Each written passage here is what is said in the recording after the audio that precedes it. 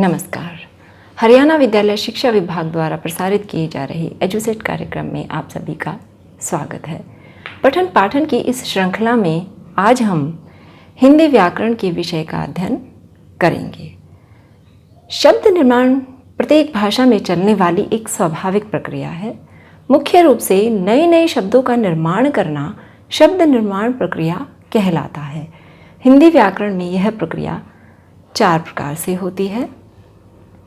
2 वर्णों के मेल से होने वाले परिवर्तन के द्वारा, जैसे हिम धन आलय में अ और आ वर्णों का मेल हो रहा है।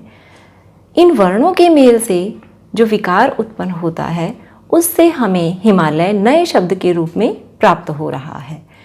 इस प्रकार यहाँ पर संधि हमें शब्द निर्माण प्रक्रिया में मदद कर रही है।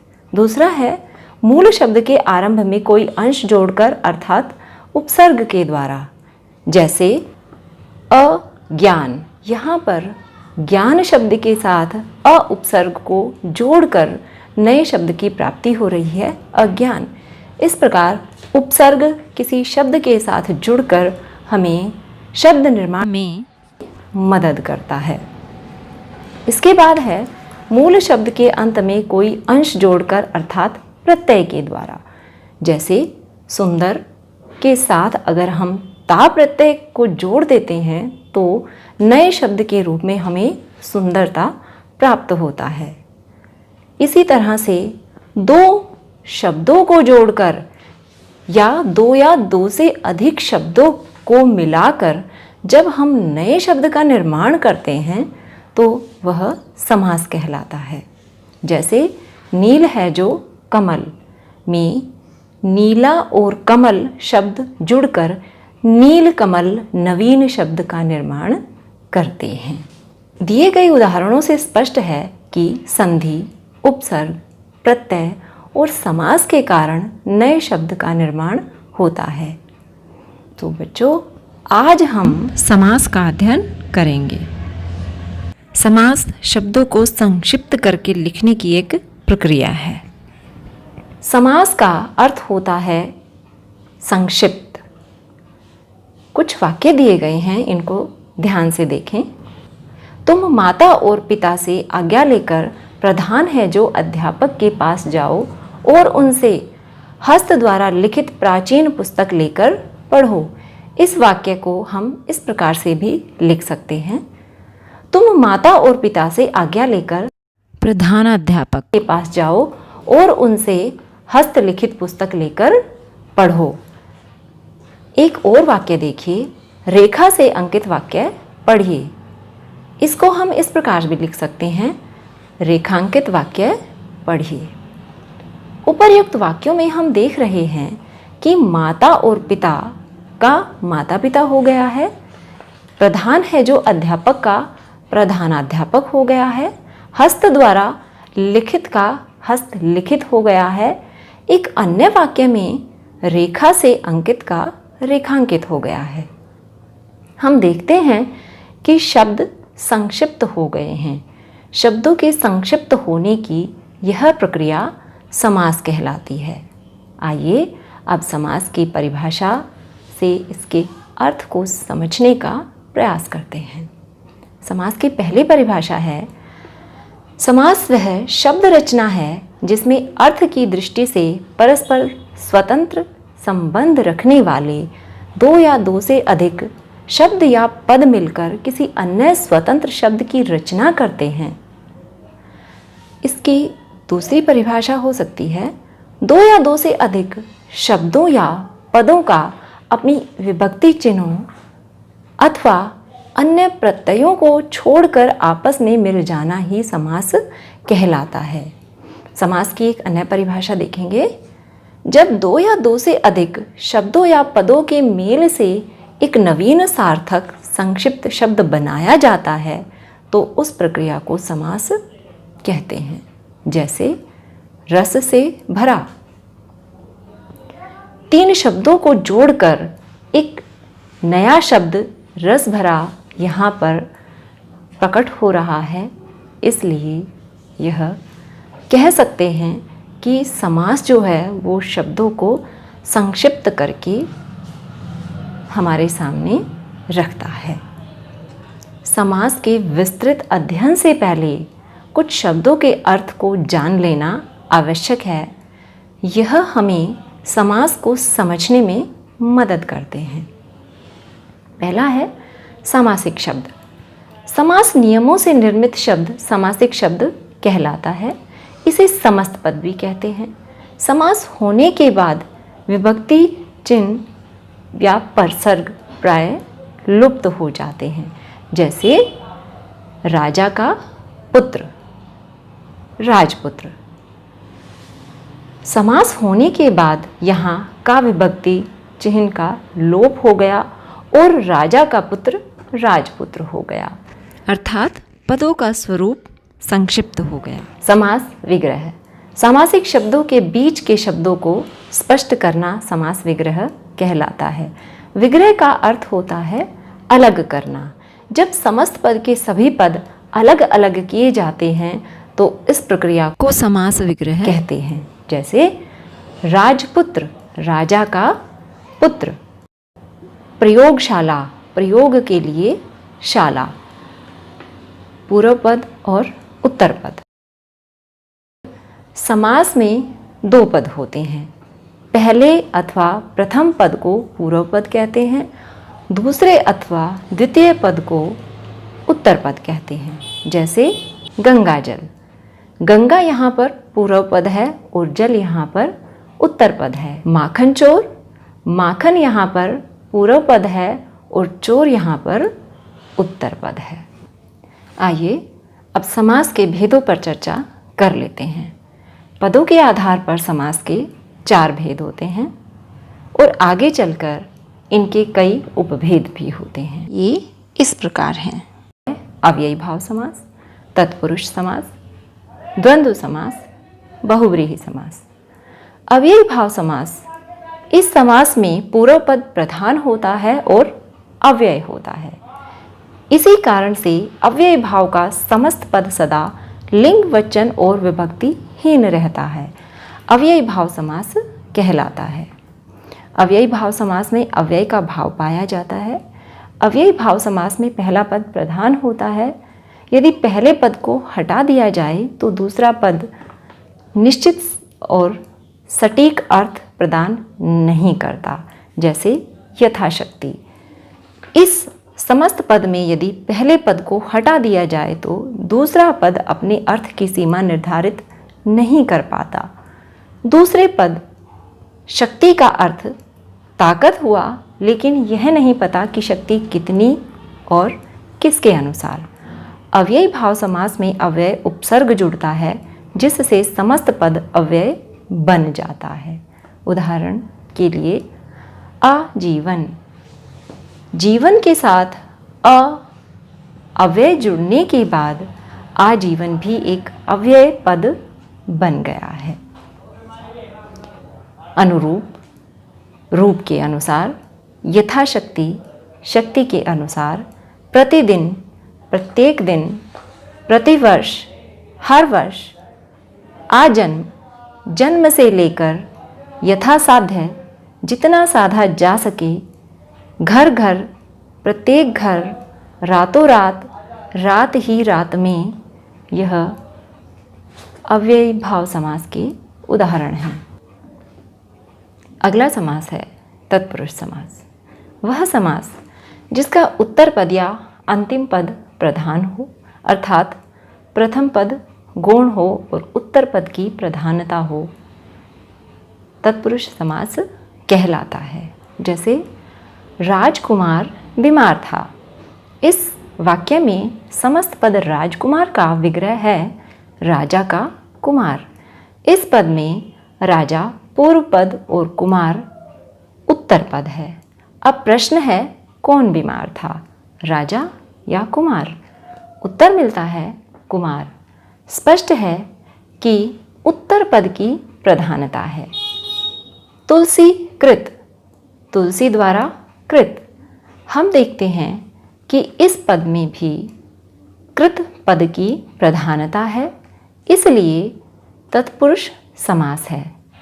अव्यय की दृष्टि से तत्पुरुष समास के दो भेद होते हैं, व्यधिकरण तत्पुरुष समास और समानाधिकरण तत्पुरुष समास। व्यधिकरण तत्पुरुष समास वह तत्पुरुष समास जिसमें प्रयुक्त पदों में से पहला पद कर्ता कारक का नहीं हो। इस समास को पहले पद में लगे कारक चिन्हों के नाम से पुकारा जाता है। कर्ता और संबोधन कारक को छोड़कर बाकी सभी कारकों से संबद्ध तत्पुरुष समास बनाए जाते हैं। यह निम्न प्रकार के होते हैं। कर्म तत्पुरुष समास, जहाँ पूर्व पद में कर्म कारक की विभक्ति को का लोप हो जाता हो, वहाँ कर्म तत्पुरुष समास होता है। जैसे विद्या प्राप्त, विद्या को प्राप्त, परलोक गमन, परलोक को गमन, ग्रामगत, ग्राम को गया हुआ, यश प्राप्त, यश को प्राप्त, वन गमन, वन को गमन, पद प्राप्त, पद को प्राप्त, स्वर्ग प्राप्त, स्वर्ग को प्राप्त, देशगत, देश को गया हुआ, जनप्रिय, जन जन को प्रिय, मरणासन, मरण को आसन अर्थात मृत्यु के निकट। इस प्रकार हम देखते हैं कि यदि हम समस्त पद का विग्रह करते हैं तो कारक की विभक्ति को का प्रयोग होगा, और यदि हम समास प्रक्रिया द्वारा समस्त पद बनाते हैं तो कर्म कारक की विभक्ति को का लोप हो जाता है। ये था कर्म तत्पुरुष समास। अगला समास है करण तत्पुरुष समास, जहाँ पूर्व पद में करण कारक की विभक्ति से या के द्वारा का लोप हो, वहाँ करण तत्पुरुष समास होता है। उदाहरणतया मन चाहा। इस समस्त पद का विग्रह होगा मन से चाहा। यहाँ पर हम देखते हैं कि मन चाहा समस्त पद का विग्रह करने पर करण कारक की विभक्ति से का प्रयोग हो रहा है, इसलिए यहाँ पर करण तत्पुरुष समास है। इस समास के अन्य उदाहरण देखिएगा। शोकग्रस्त, शोक से ग्रस्त, भूखमरी, भूख से मरी, ज्वरग्रस्त, ज्वर से ग्रस्त, रस भरा, रस से भरा, आँखों देखी, आँखों से देखी। अगला समास है संप्रदान तत्पुरुष समास, जहाँ पूर्व पद में संप्रदान कारक की विभक्ति अर्थात के लिए का लोप होता हो, वहाँ संप्रदान तत्पुरुष समास होता है। जैसे विद्या के लिए आलय से अगर हम समस्त पद का निर्माण करते हैं तो संप्रदान कारक की विभक्ति के लिए का लोप हो जाता है, और यदि विद्यालय का विग्रह करना हो तो विद्या के लिए आलय होगा। यहाँ संप्रदान कारक की विभक्ति के लिए का प्रयोग हो रहा है। इसके अन्य उदाहरण हैं रसोई घर, रसोई के लिए घर, सभा भवन, सभा के लिए भवन, विश्राम गृह, विश्राम के लिए गृह, गुरु दक्षिणा, गुरु के लिए दक्षिणा, प्रयोगशाला, प्रयोग के लिए शाला, देशभक्ति, देश के लिए भक्ति, स्नान घर, स्नान के लिए घर, सत्याग्रह, सत्या के लिए आग्रह, यज्ञशाला, यज्ञ के लिए शाला। इस प्रकार आपने देखा कि यदि हम समस्त पद का विग्रह करते हैं तो संप्रदान कारक की विभक्ति के लिए का प्रयोग होगा, और यदि हम समस्त पद का निर्माण कर रहे हैं तो कारक की विभक्ति के लिए का लोप हो जाएगा। इसके बाद आता है अपादान तत्पुरुष समास, जहाँ समास के पूर्व पद में अपादान की विभक्ति अर्थात से, जहाँ पर अलग होने के भाव प्रकट होता हो, का लोप हो, वहाँ अपादान तत्पुरुष समास होता है। जैसे पथ भ्रष्ट, पथ से भ्रष्ट। यहाँ पर पथ भ्रष्ट शब्द के विग्रह में कारक की विभक्ति से का प्रयोग हो रहा है, इसलिए यहाँ अपदान तत्पुरुष समास है। अगर हमें समस्त पद बनाना हो तो कारक की विभक्ति से का लोप हो जाएगा। इसके अन्य उदाहरण हैं ऋण मुक्त, ऋण से मुक्त, रसहीन, रस से हीन, कामचोर, काम से जी चुराने वाला, पाप मुक्त, पाप से मुक्त, देश निकाला, देश से निकाला, विद्याहीन, विद्या से हीन, रोग मुक्त, रोग से मुक्त। हमने देखा कि करण तत्पुरुष समास और अपादान तत्पुरुष समास दोनों में ही कारक की विभक्ति से का प्रयोग होता है। यहाँ यह स्पष्ट करना अनिवार्य हो जाता है कि करण तत्पुरुष समास में कारक की विभक्ति से का प्रयोग के द्वारा की ओर इंगित करता है। जैसे आंखों देखी, आंखों से देखी अर्थात आंखों के द्वारा देखी, जबकि संप्रदान तत्पुरुष समास में से अलग होने के भाव को प्रकट करता है। जैसे रोग मुक्त, रोग से मुक्त। यहाँ पर रोग से अलग होने की बात कही गई है, इसलिए यहाँ पर अपादान तत्पुरुष समास है। इसके बाद आता है संबंध तत्पुरुष समास, जहाँ समास के पूर्व पद में संबंध कारक की विभक्ति अर्थात का के की का लोप हो, वहाँ संबंध तत्पुरुष समास होता है। जैसे राष्ट्र का पति से जब समस्त पद बनाते हैं तो संबंध कारक की विभक्ति का लोप हो जाता है, और यदि राष्ट्रपति समस्त पद का विग्रह करते हैं तो संबंध कारक की विभक्ति का प्रयोग होता है, और रूप जो हमारे सामने आता है वह होता है राष्ट्र का पति। इसी प्रकार से अन्य उदाहरण हैं भारत रत्न, भारत का रत्न, राजपुत्र, राजा का पुत्र, गंगा जल, गंगा का जल, लोकतंत्र, लोक का तंत्र, राजकुमारी, राजा की कुमारी, जलधारा, जल की धारा, राजनीति, राजा की नीति। ये सभी संबंध तत्पुरुष समास के उदाहरण हैं। इसके बाद आता है अधिकरण तत्पुरुष समास, जहाँ अधिकरण कारक की विभक्ति अर्थात में पर का लोप होता है, वहाँ अधिकरण तत्पुरुष समास होता है।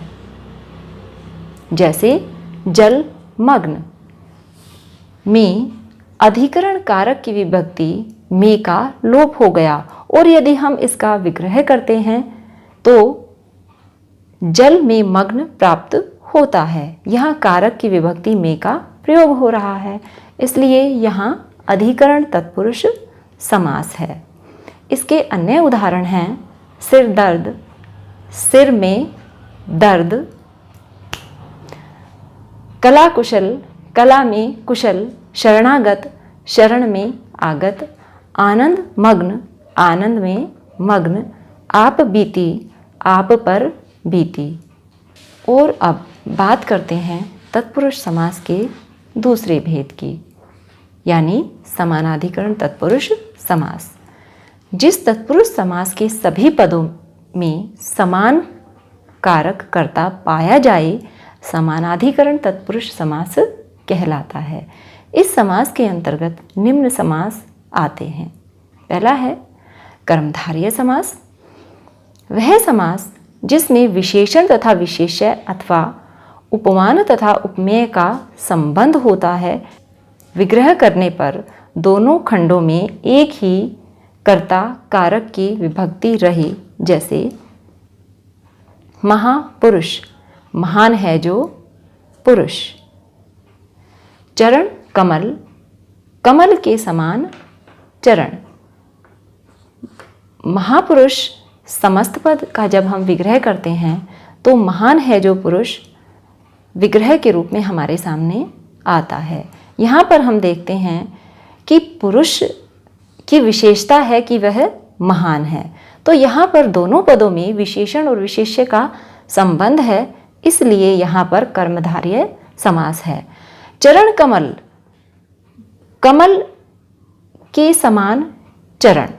यहाँ पर चरणों की समानता कमल के साथ की गई है, इसलिए यहाँ पर दोनों पदों में उपमेय और उपमान का संबंध है, इसलिए यहाँ पर भी कर्मधारय समास है। इसके अन्य उदाहरण हैं नील गगन, नीला है जो गगन। चंद्रमुख, चंद्र जैसा मुख। पीतांबर, पीत है जो अंबर। यहाँ पर यह स्पष्ट करना आवश्यक हो जाता है कि विशेषण, विशेष्य, उपमेय और उपमान क्या होते हैं। विशेषण वह शब्द होते हैं जो संज्ञा और सर्वनाम की विशेषता बताते हैं, और विशेष्य वो होते हैं जिनकी विशेषता बताई जाती है। उपमेय वो शब्द जिनकी तुलना या समानता की जाती है, और उपमान जिससे तुलना या समानता की जाती है। जैसे मृग के समान लोचन, यहाँ पर मृग उपमान है और लोचन उपमेय है। इसी प्रकार से विद्या रूपी धन में विद्या उपमान है और धन उपमेय है। अगला समास है हमारा नए तत्पुरुष समास। वह समास जिसका पहला पद निषेधवाचक, नकारात्मक या अभावात्मक हो, उसे नए तत्पुरुष समास कहते हैं। नए तत्पुरुष समास के उदाहरण देखिएगा। अनादि, न आदि। असंभव, न संभव। अज्ञान, न ज्ञान। अनजान, न जान। अनदेखा, न देखा। अमंगल, न मंगल। अपवित्र, न पवित्र। देखते हैं हम यहाँ पर कि इसके समस्त पद में अ या अन का प्रयोग हो रहा है, अर्थात नए तत्पुरुष समास के समस्त पद अ या अन से आरंभ हो रहे हैं। अगला है द्विगु समास। वह समास जिसका पहला पद संख्यावाची हो, द्विगु समास कहलाता है। द्विगु समास का एक उदाहरण देखिएगा। पंचवटी, 5 वटों का समाहार। जब पंचवटी समस्त पद का विग्रह करते हैं तो 5 वटों का समाहार विग्रह के रूप में हमारे सामने आता है। पंचवटी में हम देखते हैं कि पहला पद संख्यावाची होता है। इसके अन्य उदाहरण देखिए। नवग्रह, 9 ग्रहों का समूह। दोपहर, 2 पहरों का समाहार। त्रिवेणी, 3 वेणियों का समूह। त्रिलोक, 3 लोकों का समाहार। शताब्दी, 100 अब्दों का समूह। त्रिफला, 3 फलों का समाहार। दोपहर, 2 पहरों का समाहार। पंजाब, 5 आबों का समाहार। इन सभी उदाहरणों के माध्यम से आप देख सकते हैं कि सभी समस्त पदों का पहला पद संख्या का बोध करा रहा है, इसलिए यह द्विगु समास है। इसके बाद आता है मध्यम पदलोपी समास। वह समास जिसके समस्त पद में मध्यम पद का लोप हो जाता हो और पहला पद और अंतिम पद जुड़कर समस्त पद का निर्माण करता हो, मध्यम पदलोपी तत्पुरुष समास कहलाता है। जैसे दही बड़ा, दही में डूबा हुआ बड़ा। यहाँ पर दही और बड़ा मिलकर समस्त पद का निर्माण कर रहे हैं, जबकि में डूबा हुआ पद का लोप हो गया है। तो यहाँ पर हम देखते हैं कि मध्यम पद का लोप होने के कारण यह मध्यम पदलोपी समास है। इसके अन्य उदाहरण देखिए। पवन चक्की, पवन से चलने वाली चक्की। गोबर गणेश, गोबर से निर्मित गणेश। छाया तरु, छायाप्रद तरु। इसके बाद आता है उपपद समास। वह समास जिसका उत्तर पद भाषा में स्वतंत्र रूप से प्रयुक्त न होकर प्रत्यय के रूप में प्रयुक्त होता हो, वह उपपद समास कहलाता है। जैसे पंकज, पंक में जन्मने वाला। कुंभकार, कुंभ को करने वाला। जलज, जल में जन्मने वाला। भारतीय, भारत में रहने वाला, भारत का नागरिक। इसके बाद आता है अलुक तत्पुरुष समास। अलुक तत्पुरुष समास वह समास जिसके प्रथम पद की विभक्ति का लोप ना होकर उसी में तिरोहित हो जाती है। जैसे विश्वम्भरी, विश्व का भरण करने वाली। मृत्युंजय, मृत्यु को जय करने वाला। वसुंधरा, वसुओं को धारण करने वाली। तीर्थंकर, तीर्थों को करने वाला। युधिष्ठिर, युद्ध में स्थिर। इन उदाहरणों में हम देखते हैं कि प्रथम पद की विभक्ति का लोप नहीं हो रहा है, बल्कि वह उसी में ही समाहित हो रही है। इसलिए अलुक तत्पुरुष समास है। तत्पुरुष समास के बाद आता है द्वंद्व समास। वह समास जिसमें दोनों पद समान रूप से प्रधान हों तथा जिसमें समुच्चय बोधक अव्यय का लोप हो जाता है। इसका विग्रह करने पर या, एवं, और, अथवा जैसे शब्दों का प्रयोग होता है। द्वंद्व समास कहलाता है। जैसे जल वायु, जल और वायु। प्रस्तुत उदाहरण में जल और वायु दोनों ही समान रूप से प्रधान हैं, इसलिए कहा जा सकता है कि इस समास में दोनों पद प्रधान होते हैं। इसके अन्य उदाहरण देखिए। अपना पराया, अपना या पराया। धर्म अधर्म, धर्म या अधर्म। अन्न जल, अन्न और जल। गुण दोष, गुण और दोष। देश विदेश, देश और विदेश। अमीर गरीब, अमीर और गरीब। एड़ी चोटी, एड़ी और चोटी। फल फूल, फल और फूल। लेन देन, लेन या देन। शिव पार्वती, शिव और पार्वती। लाभा लाभ, लाभ और अलाभ। इस प्रकार हम देखते हैं कि दोनों पद समान रूप से प्रधान हैं। अगला समास है बहुव्रीहि समास।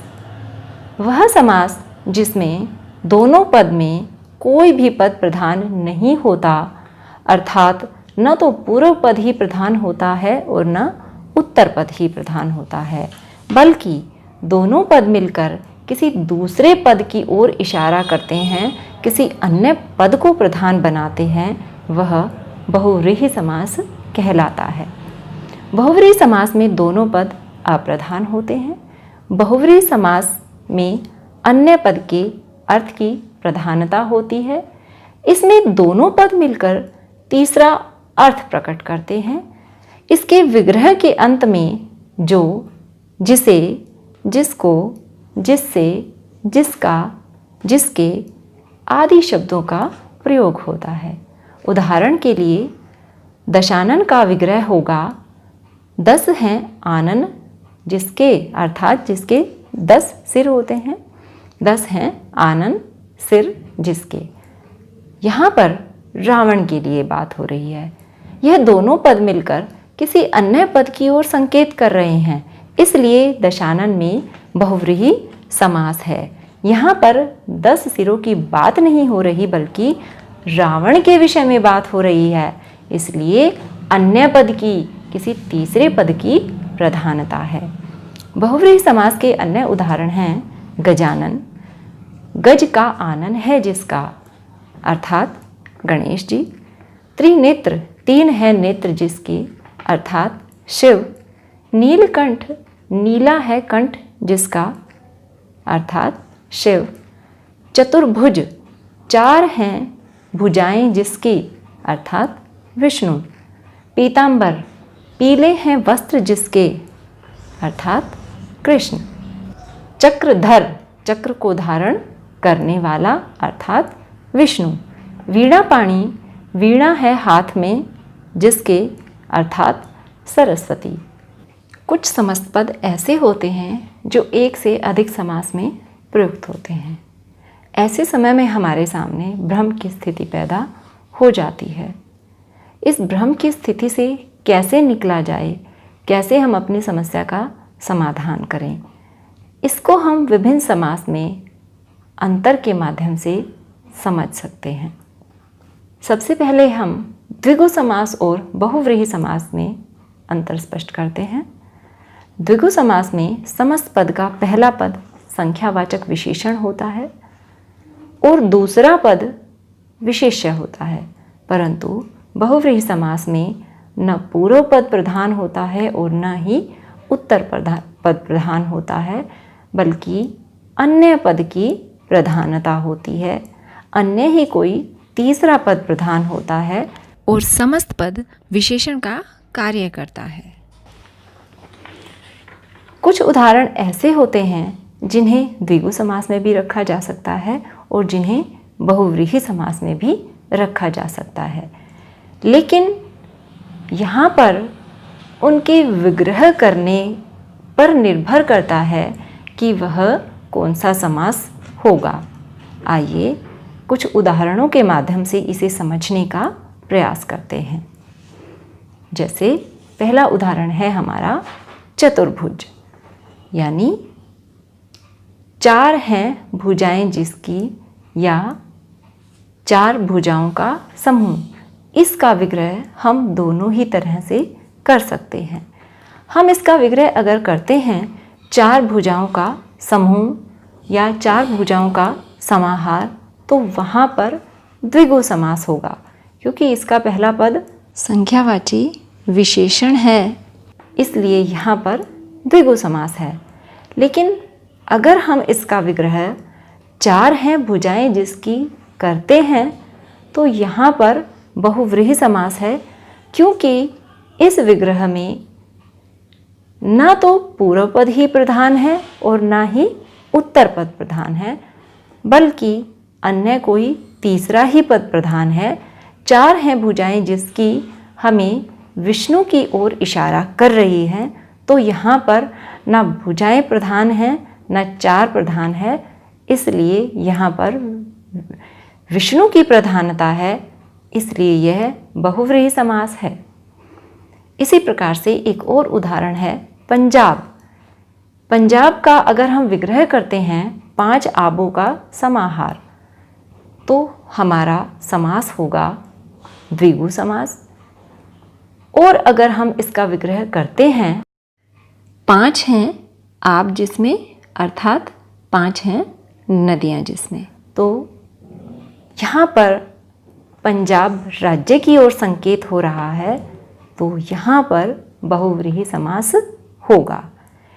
एक अन्य उदाहरण देखिए, त्रिनेत्र, तीन नेत्रों का समूह। तीन नेत्रों का समूह अगर हम विग्रह करते हैं तो द्विगु समास होगा, और यदि तीन है नेत्र जिसके हम विग्रह करते हैं तो वहाँ पर बहुव्रीहि समास होगा।